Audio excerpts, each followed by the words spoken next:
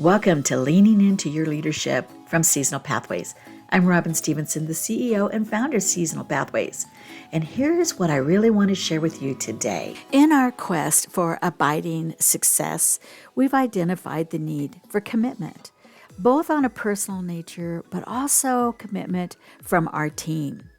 One of the quotes that is in the book that I'm reading on the 3 commitments of leadership, the authors reemphasize the need for leaders to make sure their people always have what they need to thrive. And part of that thriving is being a part of the abiding success of the organization. And frankly, in order for you to be successful, you have to have that buy-in from your team as well. So I do want to talk about a few things today that allows you to have that commitment, both on a personal level, but also from your team. When we are supporting our team and really encouraging that whole idea of commitment, it has to come from you first and foremost, and not just in words, but in action and deeds. Your team is going to be looking at you and how you personally commit and how you expect and judge and critique commitment on their part. Leaders who are strongly committed to abiding success pay attention.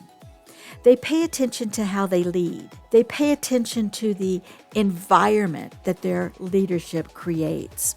They pay attention to the inclusion of every one of their team members and not the exclusion of any team member. When you commit to an exceptional experience that you want your teammates to have, then your teammates will notice. They will work with you. They will emulate the way that you speak and think. They will model your behaviors because they see them as effective. Effective leaders pay attention to how they react under pressure, to the messages they send, because they never want their team to forget what their purpose is. So how do you encourage your team to be more committed and to be able to support them so they will understand what that commitment is? Well, first of all, look for their strengths. Now, we talk about this a lot in the personal kind of a SWOT analysis, but do find their strengths. In their strengths, a lot of times you'll find what they're interested in. And if you can connect what their interest is with what they could do at work, you will find a winning strategy. Also, take a look and see where they are lacking the commitment. Maybe it's a trust issue. Maybe it's an accountability issue. You know, John Maxwell says, you will lose the respect of the best when you don't deal with the worst. And so many times we have on our leadership team somebody that doesn't pull their weight, do their job, gets away with things, and everybody else says, why should I bother?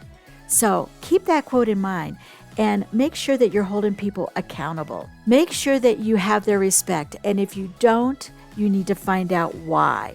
Give empowerment. If you're going to give people some authority as a team member, as a team leader, give them the authority, give them the parameters, and let them do their job. Ask for their input. Get ideas from them, and then be very appreciative of the information that they share with you. The authors say that great leadership is all about knowing where to put your attention.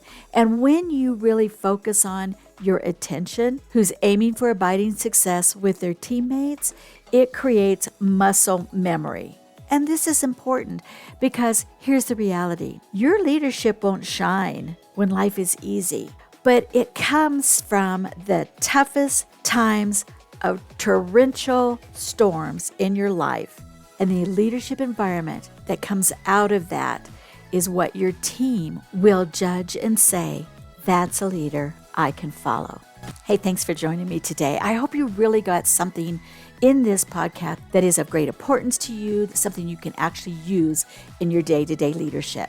Let me know how things are going. Leave a comment. I'm so very interested on how my communications are of value to you. Do us the favor of liking and subscribing, and we'll talk to you next week.